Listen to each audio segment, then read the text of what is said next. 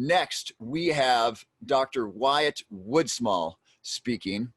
He is a neurolinguist. He is an NLP master trainer. In fact, the first NLP master trainer.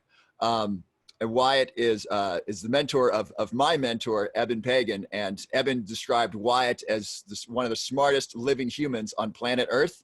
I think that is an understatement. I think he might very well be the #1 smartest human on the face of the earth. Every time I listen to him, I have to write down almost every word he says to really kind of grasp the significance of what he says. Not only that, but Wyatt is also a very, very free spirit, and it's so great to have him here at Burning Man, sharing his wisdom and his energy. And so, Wyatt, thank you so much for joining us. Let me just double check our technology here. We are still recording. Wyatt, I think you can unmute yourself. We are streaming in the Mysticverse and YouTube and Facebook, and Twitch is looking good, and you are renamed. David, I'm having trouble making him a co-host. I was wondering if you can help with that. And then Wyatt, let me spotlight you so you're now in everyone's screen. Okay, fantastic. Wyatt, I was wondering if you could start us off with that fun story of Bandler talking about how life is a good party, and if you don't want to party, if you don't want to have fun, life is too short to be messing with the likes of you. And I think Burning Man totally embodies that we get this 1 week a year to really be whoever we want to be and do whatever we want to do. And life is a really good party, especially when you're here celebrating Burning Man with beautiful people. Okay, great. So the story that Dr. Love is referring to is one of the co-creators of NLP, a gentleman named Richard Bandler. And he's kind of a hippie from the 60s in California. And his philosophy is life's a party and I give good party. And so what he doesn't like is he doesn't like whiners. And he doesn't like people that are discontent with life. He thinks life is about having a good time and enjoying yourself.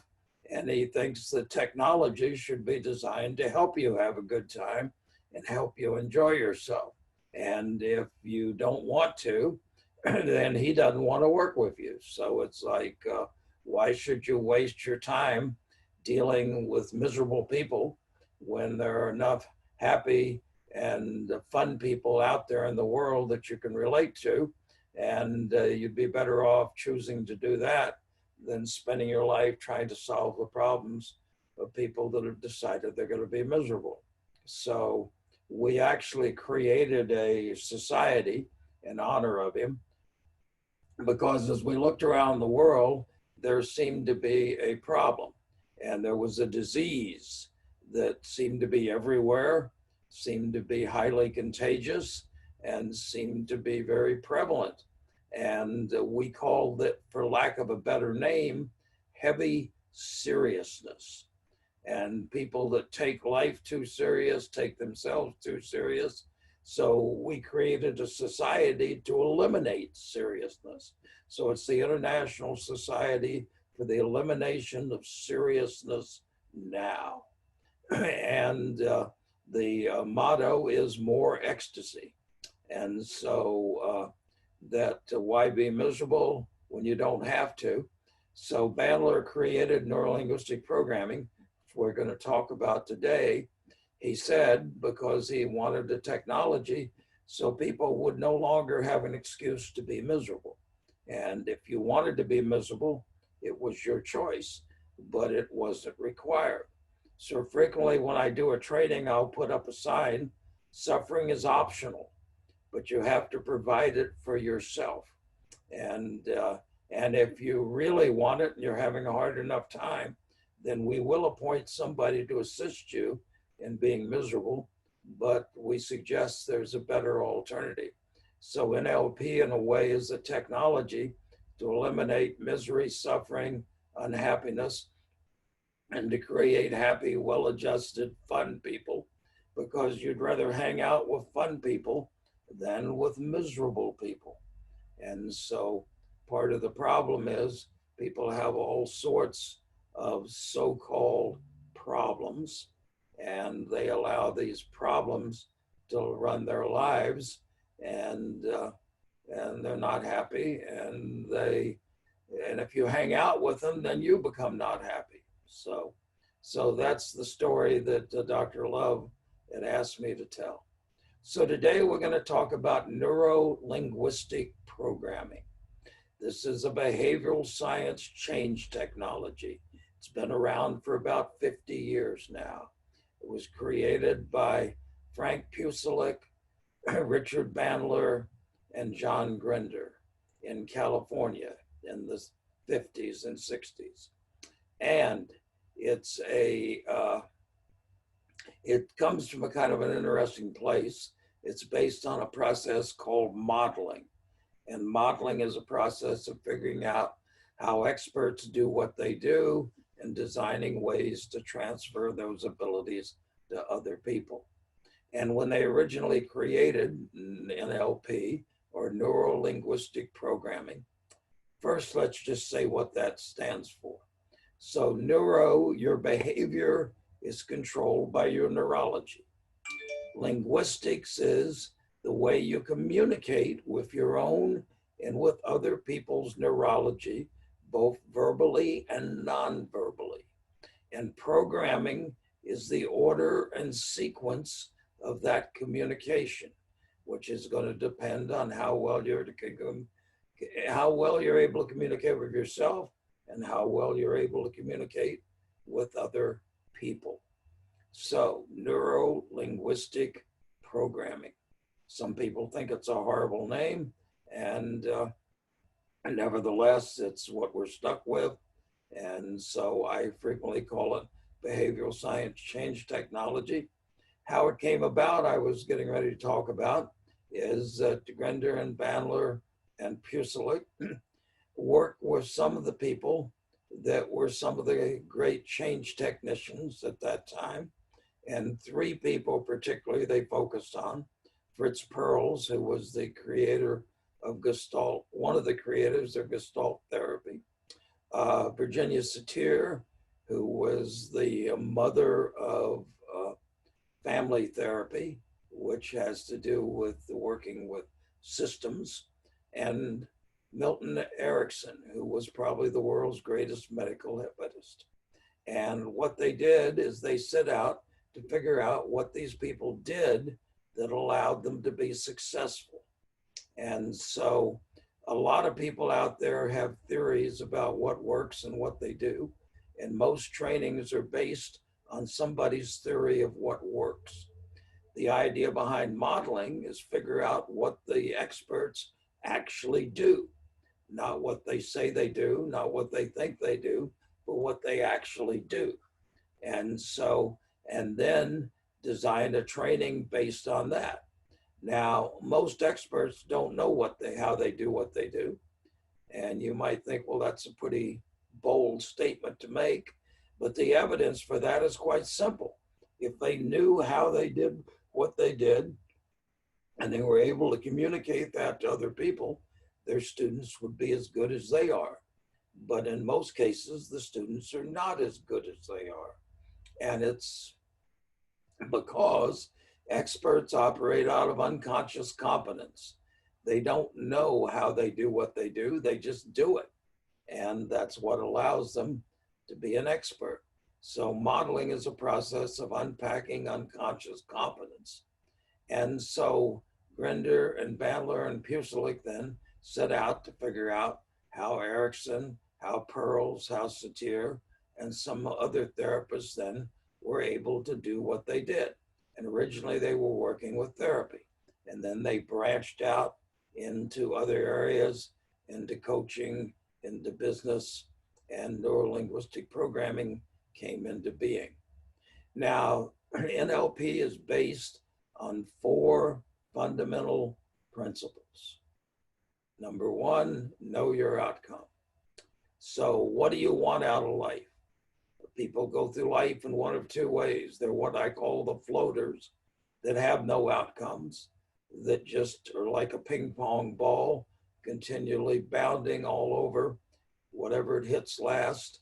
determines on where it's going, and that they live their life randomly. Sometimes they're up, sometimes they're down, and sometimes they're going one way, sometimes they're going another way, but they're not going in a single direction.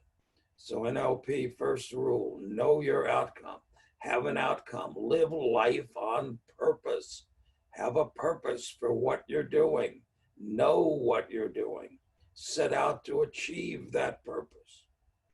Rule number 2 is you need enough sensory acuity to see whether you're getting your purpose or not. And so therefore you got to pay attention externally and you got to pay attention internally.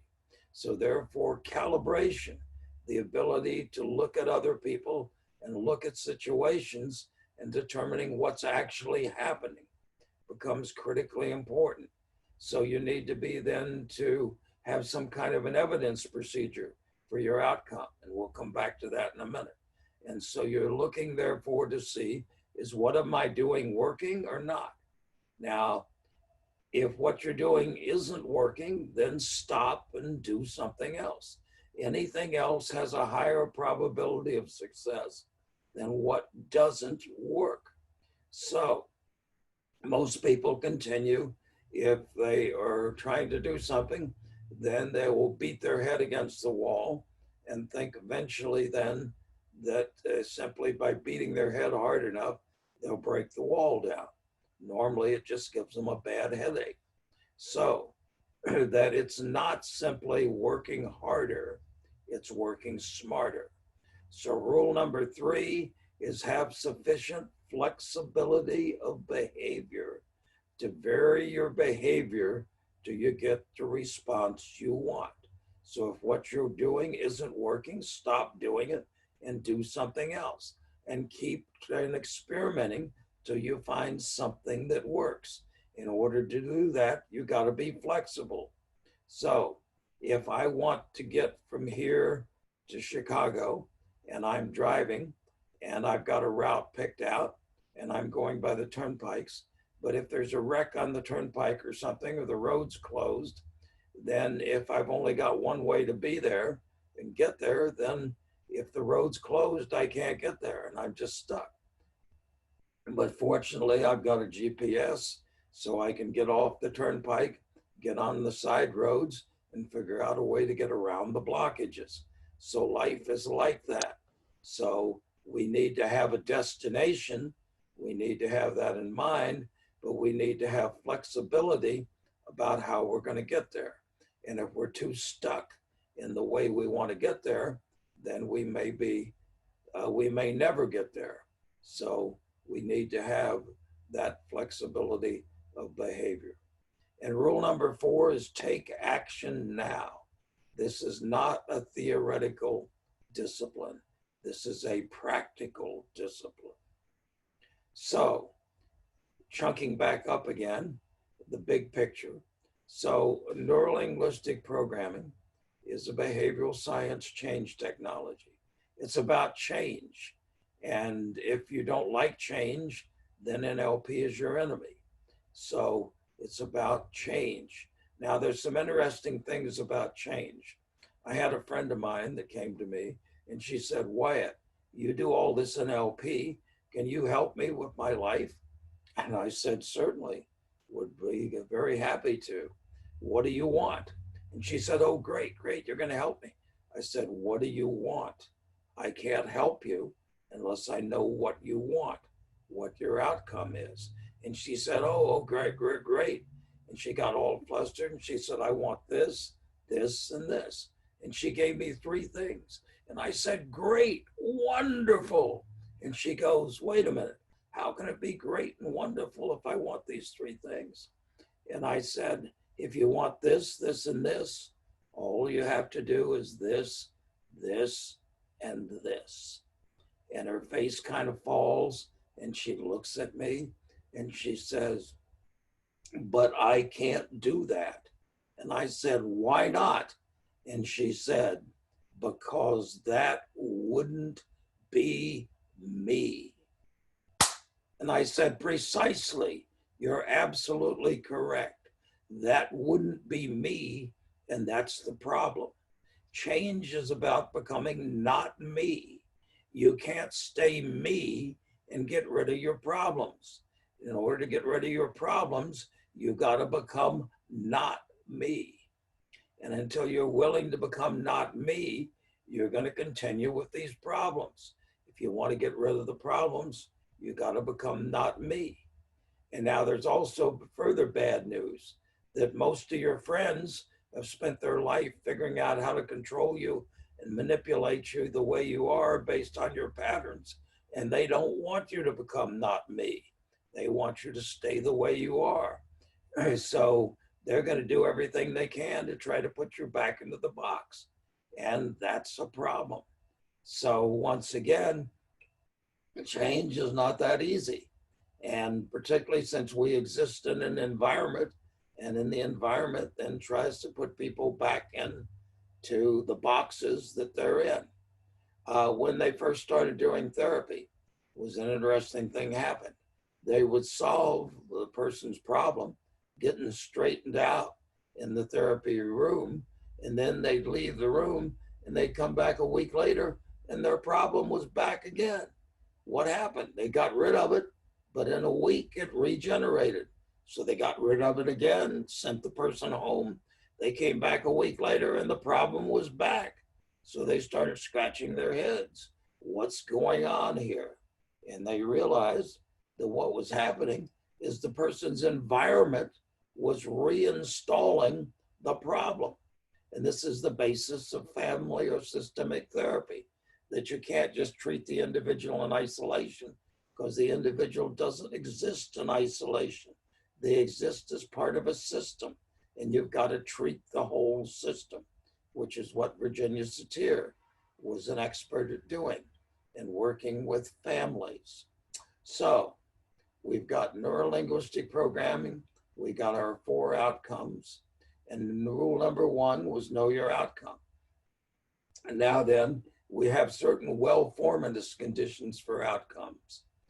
So among the most important of these is that it needs to be stated in the positive. It needs to have an evidence procedure, so you'll know whether you're getting it or not.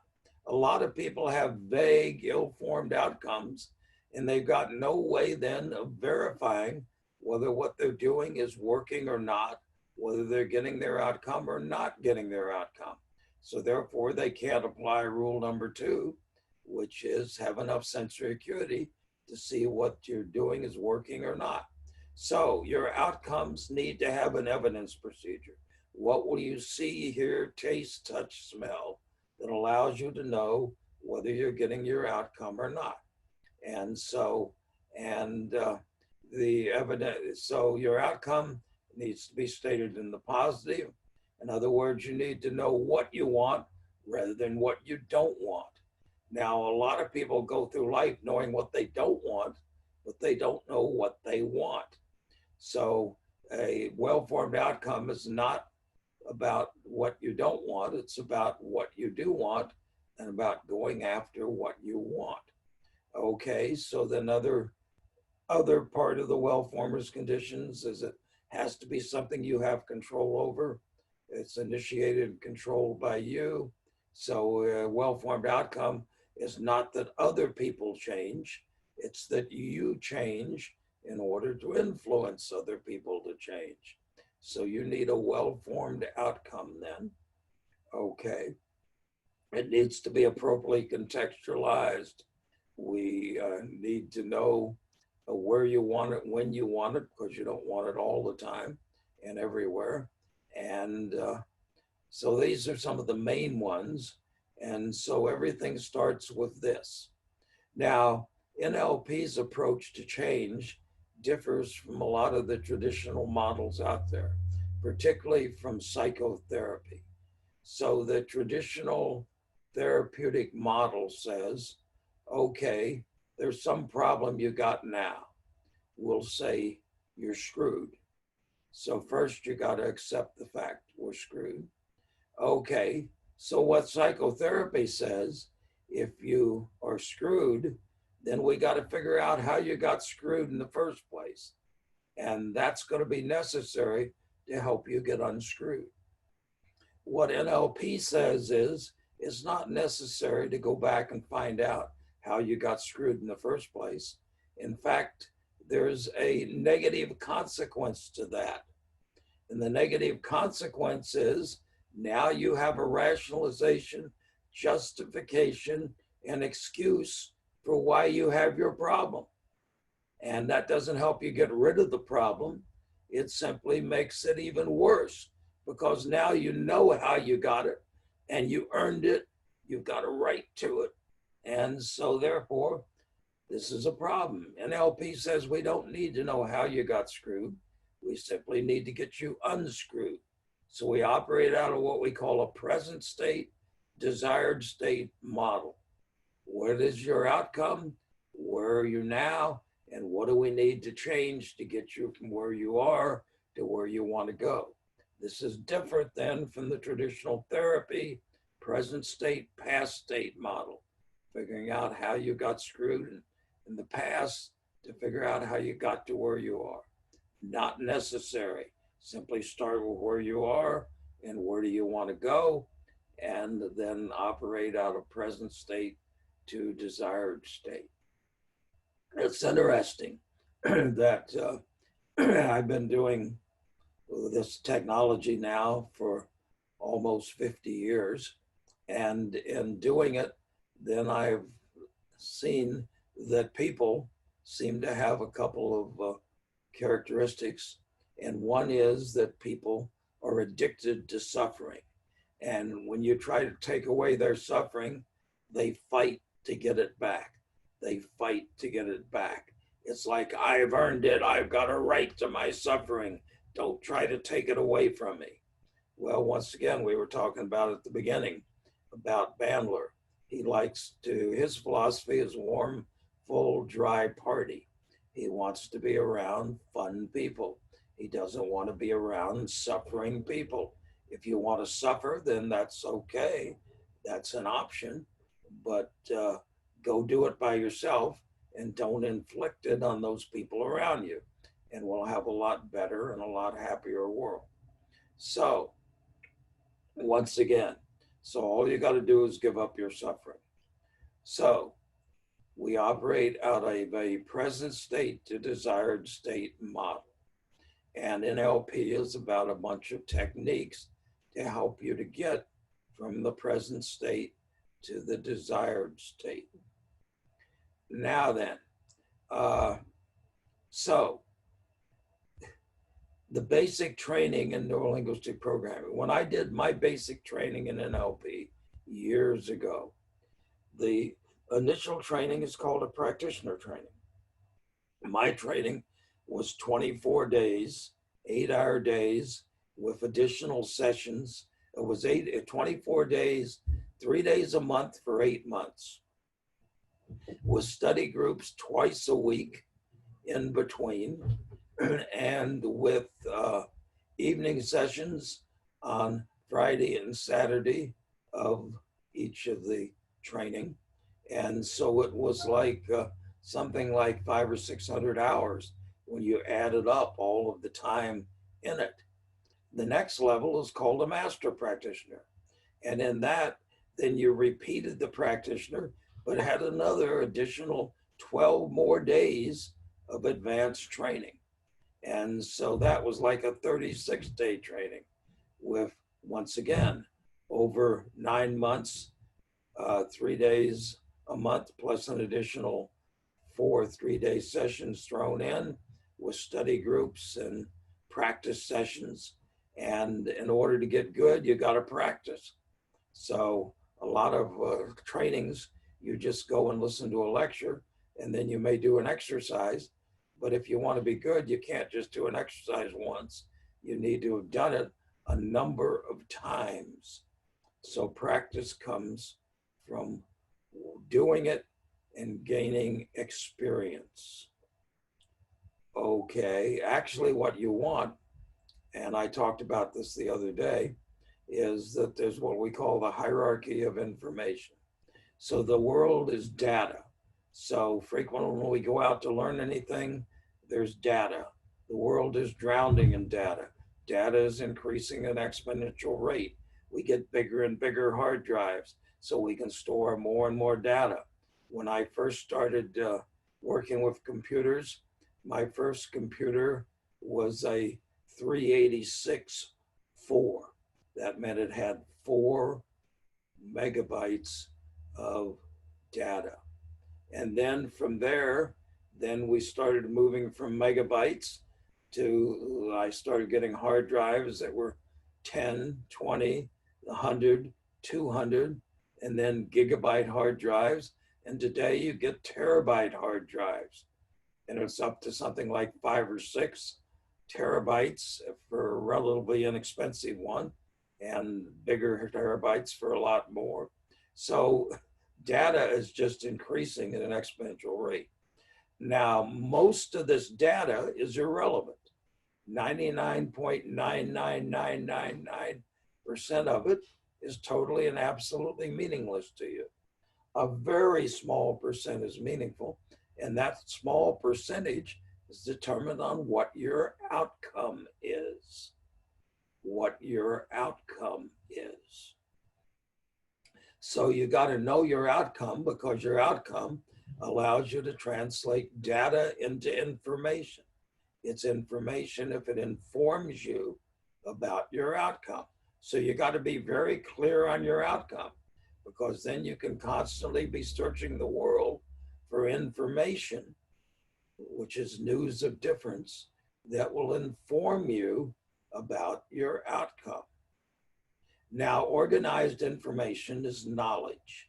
And in a training, then, it's the function of the trainer to organize the information relative to the outcomes and to put it into an organized system, and that's called knowledge. Now then, it doesn't end there, and this is where the important thing is. Knowledge plus experience equals understanding. Knowledge plus experience or being equals understanding. Knowledge is of limited value. Understanding is of infinite value. What you memorize, you forget. What you understand, you remember. So it's important to understand. To understand in training, which is different than teaching. Teaching is simply transferring information or models or knowledge, whereas training is developing skill. Skill development occurs through systematic practice, through putting into place the knowledge, through using it and discovering it, where it works, and what the nuances are that allow you to be effective in using it. So that we need practice. So in any effective training and in neurolinguistic programming, we learn certain maps and models about how the human being works and how the world works and how communication works. And then we apply those and we do exercises. So we practice and we get skill. So in order to master NLP, you can't just read a book to be a master. You need practice, practice. And once again, a lot of people don't like practice. A lot of people are only interested in information or maybe in knowledge, and they don't apply it, they don't use it, they don't do anything with it, and that's a waste. So NLP is a skill, and the skill is developed through exercises, through systematic practice, through study groups. It's interesting. In the martial arts, there are basic patterns, or what are called katas. And a kata is an imaginary, it was originally an imaginary fight or combat. And so in the combat, then you would do striking, you would do kicking, you would do blocking, you would do a series of maneuvers. And so when learning martial arts today, you may practice then, and you practice a kata, and you may do it then in class or over a year, You may actually do it 30 or 40 times or something. Whereas one of the martial arts experts, who's Japanese, Kanazawa, says in order to master a kata, you need to have done it at least 10,000 times. 10,000 times to master it. Well, most people today, you do it once or twice and you're bored and you want to go on and learn another kata. And you think the more katas you know, the better. And you never master anything. Well, that's one of the problems. And that's also one of the problems with neurolinguistic programming, because once the technology was created and people started teaching it, people started going, well, how can we get it faster? How can we teach it quicker? How can we just tell people rather than give them experience? So today, whereas my practitioner training was 24 days, today the standard for most practitioner trainings internationally is 18 days, but you get people out there doing 6 or 7 day trainings. So you got to be really careful if you're interested in getting training in NLP. Now then, so where can NLP be applied? So it's an ideal adjunct to coaching. So many of you are involved in coaching of one form or another. So in coaching, then, you really need a change technology to understand what you're doing. So the ideal application of NLP is coaching, because it gives you all sorts of techniques in order to help other people to change. And also it gives you experience in calibrating, or other words, interpreting other people's verbal and nonverbal behavior, and helping them get a well-formed outcome, and assisting them in making changes in their life. It's a whole technology of achievement. It's a technology for change. So in 40 minutes today, all I can do is tell you that the technology exists. Because as I said, if you really want to learn NLP, then you need to go through at least an 18-day practitioner. And then if you want to go beyond that, another 18 days for a master practitioner. And then beyond that is a trainer to learn to be a trainer with NLP, which is another like 20 days. So if you add that up, you've got about 56 days of 8-hour days, and that would be the equivalent of a couple of years of college as far as the number of hours actually spent. But it prepares you for a lifetime and gives you skills that'll allow you to be effective in communication and working with other people. One area NLP particularly focuses on is what's called emotional intelligence. And so Daniel Goleman, who was the creator of emotional intelligence, did exhaustive research, and he found that successful people in business and positions of leadership, it wasn't just that they had high IQs, because everybody was smart at the top. It was because they had high emotional intelligence. And emotional intelligence consists of 4 things. It consists of being able to know what emotions you're experiencing. Second, in order to be able to control your emotions. 3, being able to read other people's emotions. And 4, being able to influence other people's emotions. These are Goleman's 4 aspects of emotional intelligence. And what he says is that these are the things most correlated with success in life. What's insane is that there's no school system in the world where you're taught emotional intelligence, the single thing most correlated with success in life, and nobody teaches you. It's an insane world we live in. Whereas in neurolinguistic programming, you learn how to calibrate your emotions, how to read other people's emotions, and how to control your emotions, how to influence other people's emotions. So neurolinguistic programming is real good training, properly done in emotional intelligence. Goldman tells you what emotional intelligence is, but he doesn't tell you how to do it. In NLP, we learn how to do it. So how does NLP work? So once again, giving you the 5-minute version of it, whereas as opposed to the 56-day version of it, so that we take in information through our senses, and then we store that information inside. So we call these rep systems or representational systems.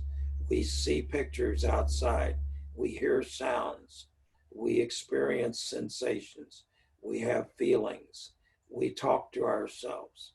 We live in 4 worlds. We live in a visual world, which is a world of space. We live in an auditory world, which is a world of time, since all auditory distinctions are temporally sequenced. We live in a kinesthetic world, which is the world of internal sensations and emotions and feelings. And we live in a digital world, which is a world of meaning.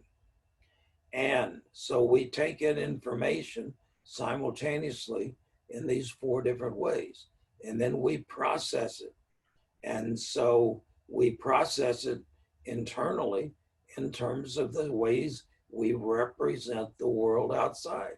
So we remember pictures, we remember sounds, we remember sensations, we remember meanings. And we're also able, and this is critically important, to create pictures we've never seen.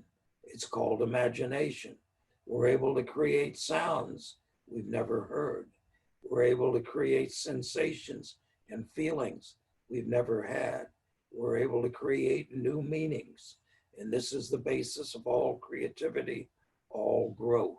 So NLP works with these representational systems. And it's about how do we know which processing we're doing and how we're internally processing that information. We call these strategies. And so we have strategies that allow us to do what we do. Strategies are simply repetitive patterns. NLP works because we are creatures of habit, because we operate out of patterns. NLP is about pattern detection and utilization. Each person has their own particular set of patterns or life habits that they've developed through their experience of interacting with the world. And we tend to repeat those patterns. And once we know what a person's patterns are, then we know how to communicate with them. We know how to assist them to go about changing, because it's about changing the patterns. So first we have to be able to detect the patterns. We need to be able to utilize the patterns in working with the person. And we need to assist the person in changing the patterns. And if the patterns they're using are not getting them what they want, then they need to change the patterns in order to do that. Okay, so we're talking about neurolinguistic programming, and there are trainings in it out there.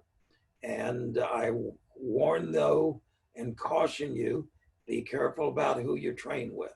There's a lot of hype, a lot of distortion, and a lot of people out there doing short trainings that are not going to give you the advance or the level of skill that's really needed to be effective or to be a master of NLP.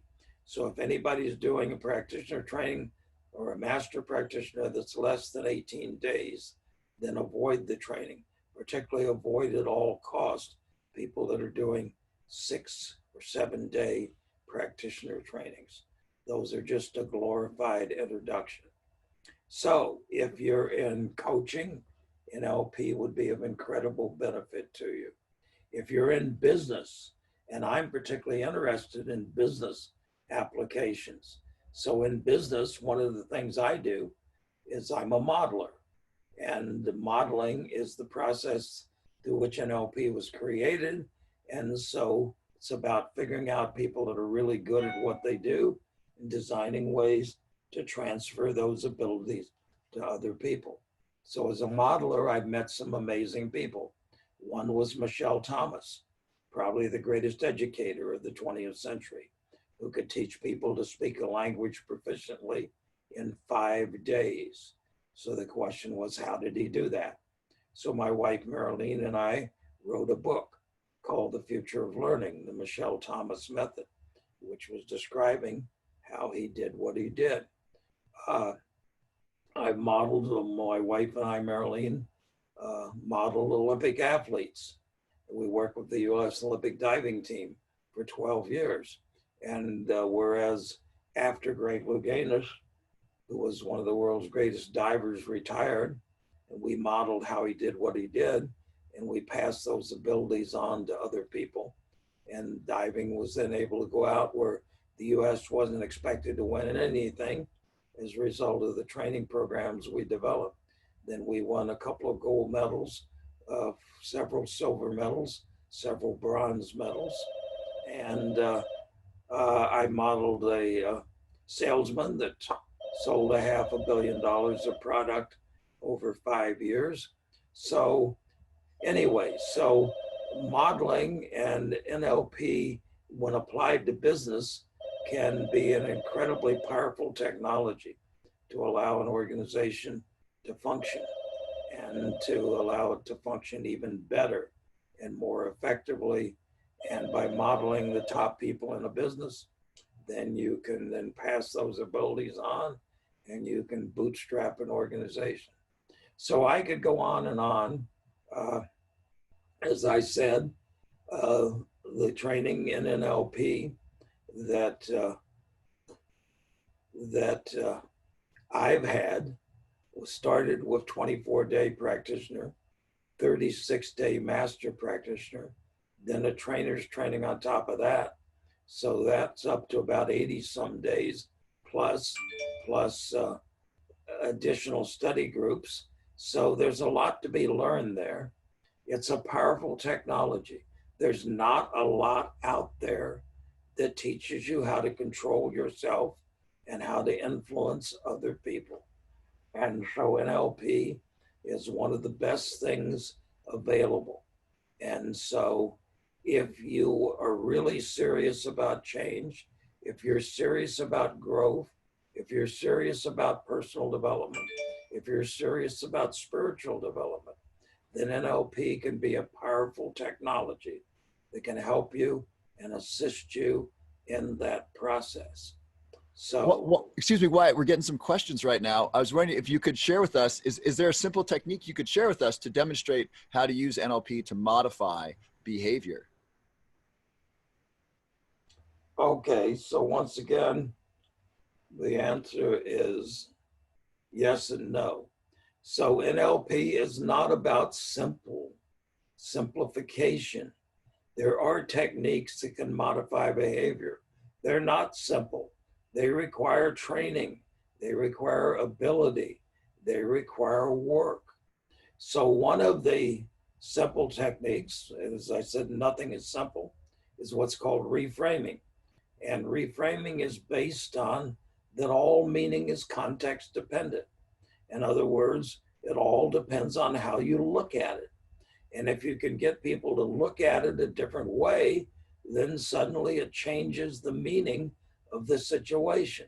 Things that they thought were a problem suddenly are not a problem and may be a benefit. Things they thought were a benefit, then if they look at it this way, they realize it's a drawback. So a lot of NLP, people frequently operate out of disenabling beliefs, beliefs that are creating problems, preventing them from achieving their outcome. And so by then reframing so that they look at it a different way, it all comes down to it's how you look at it. And looking at it in a different way then would allow you then to suddenly see opportunities where you saw only drawbacks. So reframing is one of the techniques, and to try to explain it in a couple of minutes, that would be about the best. We've got techniques for, one of my favorite is what's called change personal history, which is frequently the problems and challenges people have started when they were children. A child's mind lacking a developed cortex makes many false to facts judgments about the world.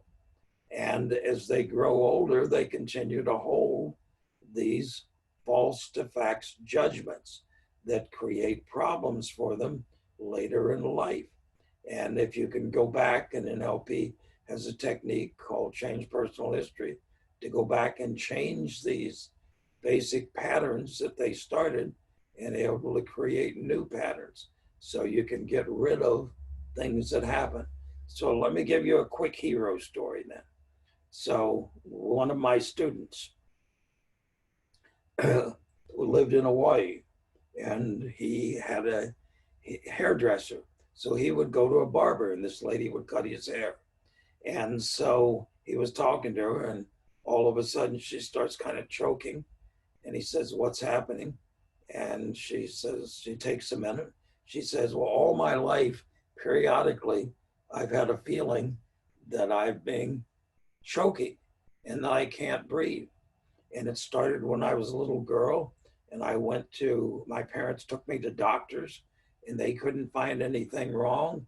The doctors said this was obviously a psychiatric problem. So they sent me to psychiatrists.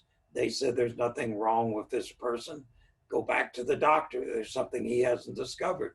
So after going back and forth several times, the parents who were concerned started looking for other options that might solve our problem. And they never were able to get anything. And periodically she would have this experience. So my student said, "Well, maybe I can help you." So we did what we call timeline work, which is how you experience time. So he had her float up above her timeline, and he had her go back to when in childhood she began to experience this. So he had her go back, and she was taking a long time. And he says, are you? She says, "I'm still going." And then she says, "Oh, okay, there I am." And then she said, "Oh, okay, it's over now." And he said, "What happened?" And she says, "I'm in a previous lifetime and I'm being hung. There, I kicked, I'm dead now." And he said, "Oh." And so then he brings her back and says, "Well, you don't need that noose anymore, do you? Take it off." So she like symbolically pulls it off, throws it away. And now then, I saw this student again 10 years later. He still goes to the same hairdresser, and she's never had the problem ever again. What happened? I don't know what happened. All I know that he gave her unconscious mind a way of dealing with this situation that was satisfactory to it, and the problem was eliminated. The problem was dissolved once she found out what it was. And so amazing, NLP can do some amazing change and do it in amazing ways, frequently ways that therapists can't do and that therapists take forever, because therapy can be ongoing forever. And so NLP is not about going on forever. NLP is about solving the problem and getting on with it. So it's about solutions and not about lifetime going back to the therapist every week for the rest of your life. Thank you, Wyatt. That's a great answer. I was in a therapy session with a former girlfriend, and the therapist said, "We're going to deal with these problems for the rest of our lives." And I got so angry. I said, "Excuse me, doctor, would you not tell my girlfriend she's going to have this emotional challenge for the rest of her life? I'd really appreciate it if you wouldn't program that into her mind." And so I so appreciate that you're sharing with us technology that's about freeing ourselves from our past, rather than I got to see you every week for an hour to try to stay sane. Correct. We should not be a victim of our past. And the therapist then, because their model is past state, present state. Anyway, so other questions? Yeah. So one of them was if you had to give a real high level summary of personal development and self-help. So we got the 80-20 model, right? And then you mentioned modelers. It's about the 1%, the critical 1% that they do. So what's the critical 1% for self-help, for personal evolution? Either what's the mistakes people are making that's preventing them from changing themselves, or what's the number one thing they can do? What's the 1% that we on this call, that those of us who are attending Birdie Man, which is a transformational experience, what's the 1% that we can do that will make 90% of the difference in our lives and in our personal evolution? Okay, that's a big question. And so the first thing is, obviously transformation is about change, but it's not just about any change, it's about a particular kind of change.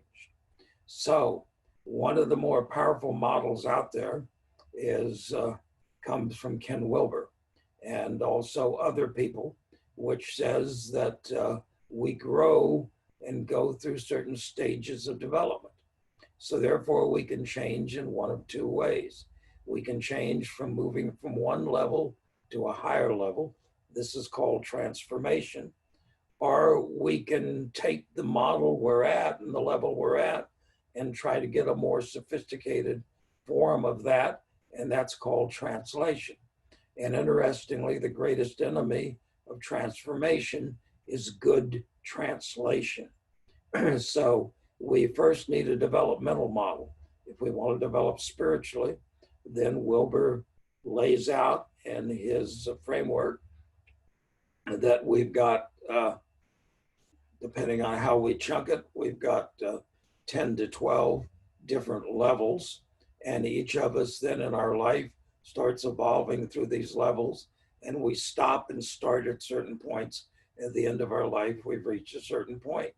So if we want to grow and evolve, we need to know where we are, and we need to have a technology then that will allow us to actually transform ourselves to the next level, to become not me at a higher level. So the first thing is then to be able to tell what's transformation and what's translation. You need a map of transformation, which Wilber provides. And then you need technology then in order to do this. And so traditionally in personal growth, or we call it in personal growth, at the high end of it, we have spiritual growth. And so, and in spiritual growth then, that we're growing in our, we have a different understanding at each level, and we're dealing with different challenges at each level. And so that we've got contradictions that exist at each level. So a truly transformative technology provides us a map of where we're going, and it provides us technology to allow us to move from one level to another level. And so traditional spiritual schools frequently share their beliefs, but they don't share their methods.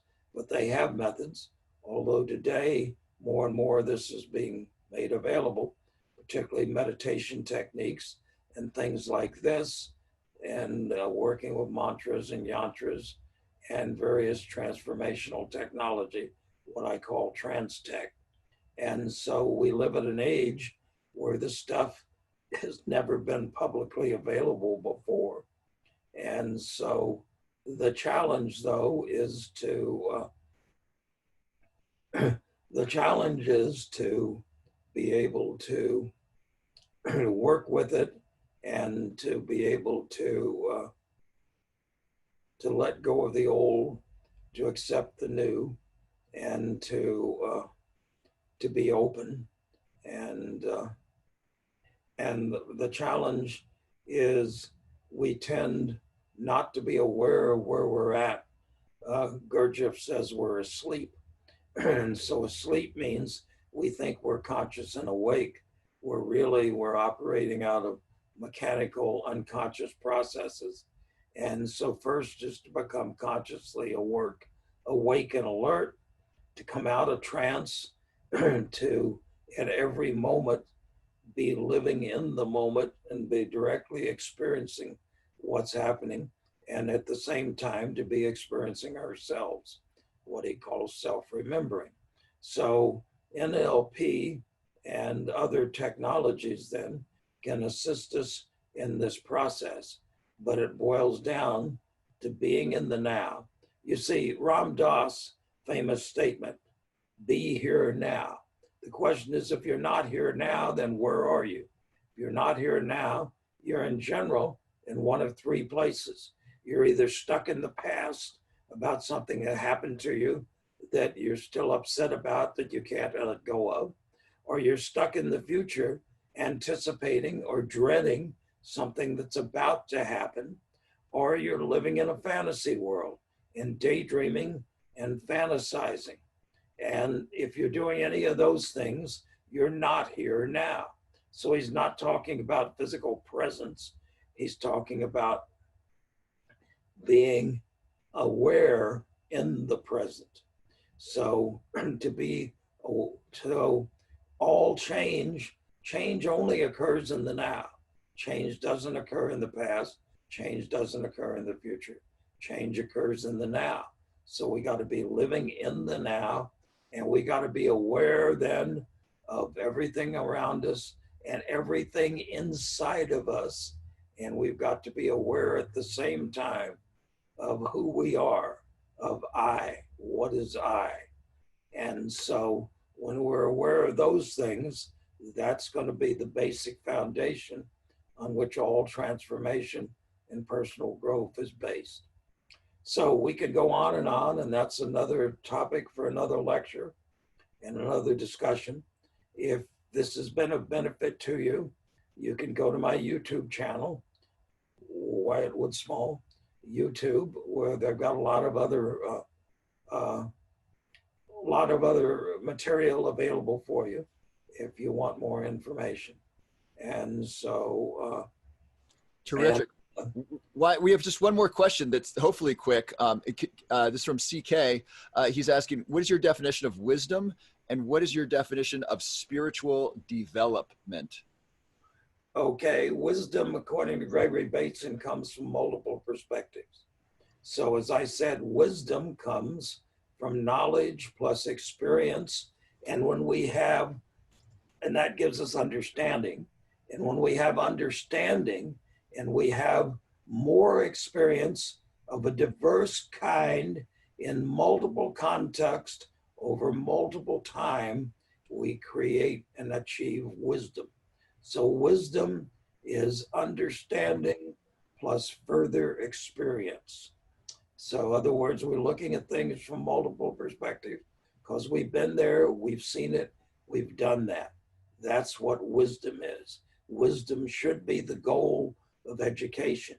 But to get it, we need not just knowledge, we need understanding from experience, and we need more experience of a diverse kind to create wisdom. Now, your last question was, what is spiritual growth? What is spiritual development? Okay, the word development, to develop means that there is a set of stages that you are going to go through. It's about change. It's about becoming not me. So development requires a map. Requires a map. What are the stages of development? You don't just develop randomly. You develop in a certain stages that are in a certain sequence or a certain order. And Ken Wilber, more than anybody, lays out that map in detail, particularly the higher dimensions of it. Somebody like Claire Graves has laid out the first basic 7 or 8 stages of it, but Graves himself said he was at a lower stage, and he was projecting what he thought the higher stages were, whereas Wilber has reached the highest stage himself, where he's able to maintain consciousness 24 hours a day, whether asleep or awake, where he's able to produce delta, which normally you only produce in deep sleep brain waves. He's able to produce those in a normal waking thing while he's giving a lecture and a normal conversation. So there are indicators which are known to the people that are in spiritual schools at the levels to evaluate well people are on the developmental sequence. These are not publicly knowledge, but they're there, and these are indicators. And so what is development then? Development is moving from one stage to the next. And what is the most important level? It's the next one above where you are. So wherever you are, there's another level. And what you need to be focused on is how to get to the next level, then the next level. So don't be jumping ahead. Stay where you are. Focus on what is the level of transformation you're dealing with. We could go on and on, but it's somebody else's turn. So yeah, she's right here. But Wyatt, I want to ask you super quick. What are 5 or 10 books you'd recommend on self development? If you just want to rattle them off for us self development junkies out there.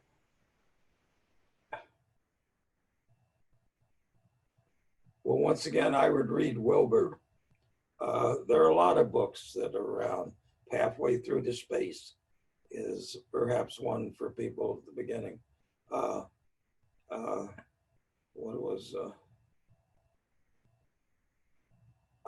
Once again, I don't think you can learn personal development from a book. That's, I think, first part of the problem is. So everybody is always wondering, what do I read? Well, reading frequently takes you in the wrong direction. You need self-observation. You need to be taught how to do self-observation. And that's what you're taught in a good school. And there are not a lot of good schools out there. So you got to find your own path and find your own school. Okay, so we're taking somebody else's time. So I've enjoyed being with you. Wyatt, thank you so much. So if you want to check out his material, it's going to be WyattWoodsmall.com. If you want to watch, not WyattWoodsmall.com, excuse me, check out his name on YouTube. And Wyatt's going to make the replay of this available on his YouTube station as well. And he's got a lot of other great information out there. Wyatt, thank you so much for all the knowledge you've shared with my mentor, Eben, and the many thousands of people who have come through him and come through you. Deep, deep gratitude. Thank you so much, and happy burn to you.